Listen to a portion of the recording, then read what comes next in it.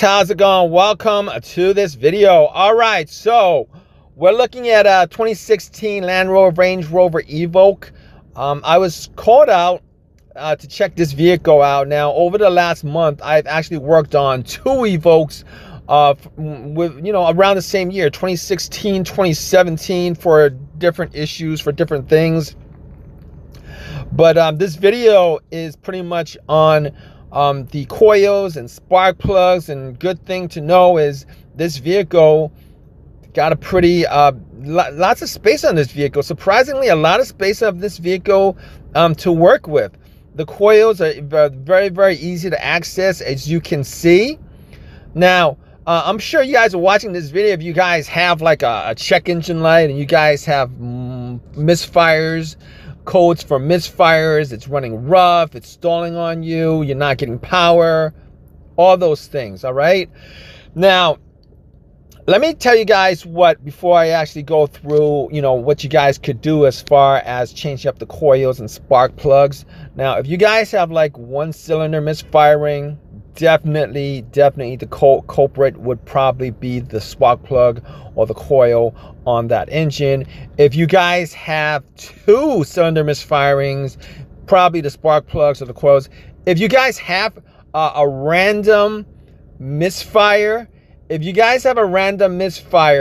I will tell you guys that it's probably not the coils or spark plugs. All right, if you guys have random misfires on more than two cylinders, or you guys have random misfires on all four cylinders, it's probably not the coils, it's probably not the spark plugs, it's probably something else that you will have to check out. Maybe a vacuum leak. A lot of times it's probably the vacuum leak.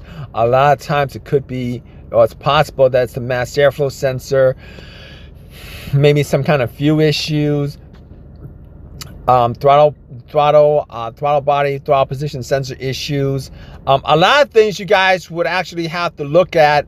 Now it's easier if you guys have a check engine light for a random misfires and a specific code. With that, it kind of helps you pinpoint where what's causing that misfire. In any case, let's actually get to as far as changing out the coils, as far as changing out the spark plugs are concerned. All you gotta do is just take the cover off, and as you guys can see, the spark plugs are right there. Now, the only problem with a lot of European cars, but I've noticed that a lot of vehicles these days, these manufacturers, regardless of whether they're European or not, are using Torx bolts and screws and stuff like that. I'm not a fan of them because they round off pretty easy. I don't know why they do that. I could assume that they do that because maybe it looks, the bolts and screws look cleaner, better, whatever. But me personally, I don't even know why they were invented to begin with. If you guys feel the same way, like, drop a comment in the comment section, because if you guys are working on European cars, that's primarily the tools that you're going to be working with. They don't have Phillips or regular bolts. Matter of fact, I think if they were just making Torx, these bolts, why aren't they like bolts, where they have like squared off sides and stuff like that, lined off sides, instead of like making them round? Because if you ever had an issue with the round off Torx, you can always have a secondary where you actually put in a socket and run the bolts out. But I don't know why they do that. In any case, I could rant for days over issues with Torx, but a lot of people could probably do the same thing. Not a fan of those.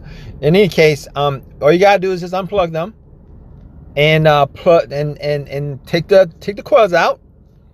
Use a socket for the spark plug. Take the spark plugs out. After you guys are done with that, pretty much all you gotta do is probably take if you guys don't have a magnetized socket, you probably need to get like a telescoping magnetized socket.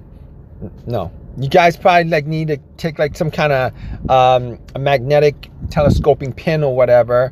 Take that, spark plug out, put the new spark plug in, put the coils in, and you guys don't need to torque these down. I know don't need to torque these down, because I know a lot of people who are really big into torquing things. Guys, you know, if you worked in cars long enough, you kind of know, like, you know, when to stop as far as torquing. You know, you kind of know. Suspension parts, you guys need to, they need to be real tight. You know, but parts like this, no. They just need to be snug, right? Just turn it until you can't turn it. Don't overdo it. Put the coils back in, plug it in, bolt in the coil, and you're good. There's only 4 of these. It's a 4-cylinder. Anyway, if you guys like this video, like, leave a comment in the comment section, okay? Please subscribe. Please give me a thumbs up. Appreciate your time. Hope this helped you guys out. All right, guys. I'm gonna go. All right, guys. Take care.